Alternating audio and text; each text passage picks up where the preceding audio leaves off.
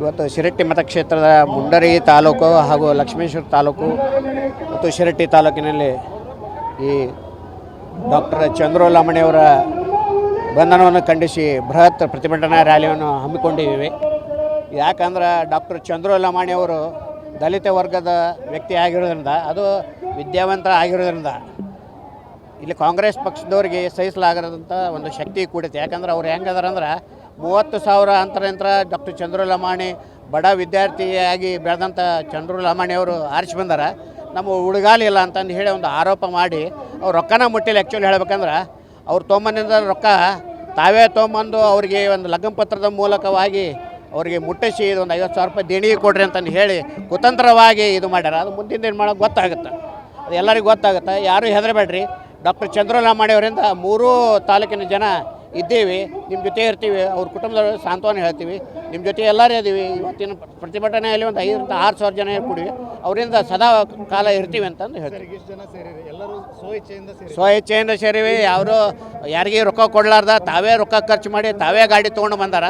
ಇದನ್ನು ನೋಡಿದ್ರೆ ಗೊತ್ತಾಗುತ್ತೆ ಒಬ್ಬ ಬಡ ಡಾಕ್ಟರ್ ಜೊತೆ ಎಷ್ಟು ಜನ ಆಧಾರ ಅನ್ನೋದು ಎಲ್ಲ ಗೊತ್ತಾಗುತ್ತೆ. ಇವತ್ತು ಶಿರಟ್ಟಿ ಮತಕ್ಷೇತ್ರದ ಮುಂಡರಿ ತಾಲೂಕು ಹಾಗೂ ಲಕ್ಷ್ಮೇಶ್ವರ ತಾಲೂಕು ಮತ್ತು ಶಿರಟ್ಟಿ ತಾಲೂಕಿನಲ್ಲಿ ಈ ಡಾಕ್ಟರ್ ಚಂದ್ರು ಲಮಾಣಿಯವರ ಬಂಧನವನ್ನು ಖಂಡಿಸಿ ಬೃಹತ್ ಪ್ರತಿಭಟನಾ ರ್ಯಾಲಿಯನ್ನು ಹಮ್ಮಿಕೊಂಡಿದ್ದೀವಿ. ಯಾಕಂದ್ರೆ ಡಾಕ್ಟರ್ ಚಂದ್ರು ಲಮಾಣಿಯವರು ದಲಿತ ವರ್ಗದ ವ್ಯಕ್ತಿ ಆಗಿರೋದ್ರಿಂದ, ಅದು ವಿದ್ಯಾವಂತರ ಆಗಿರೋದ್ರಿಂದ ಇಲ್ಲಿ ಕಾಂಗ್ರೆಸ್ ಪಕ್ಷದವ್ರಿಗೆ ಸಹಿಸಲಾಗದಂಥ ಒಂದು ಶಕ್ತಿ ಕೂಡೈತೆ. ಯಾಕಂದ್ರೆ ಅವ್ರು ಹೆಂಗದಾರಂದ್ರೆ 30,000 ಅಂತರಂತರ ಡಾಕ್ಟರ್ ಚಂದ್ರು ಲಮಾಣಿ ಬಡ ವಿದ್ಯಾರ್ಥಿಯಾಗಿ ಬೆಳೆದಂಥ ಚಂದ್ರು ಲಮಾಣಿಯವರು ಆರಿಸಿ ಬಂದಾರ.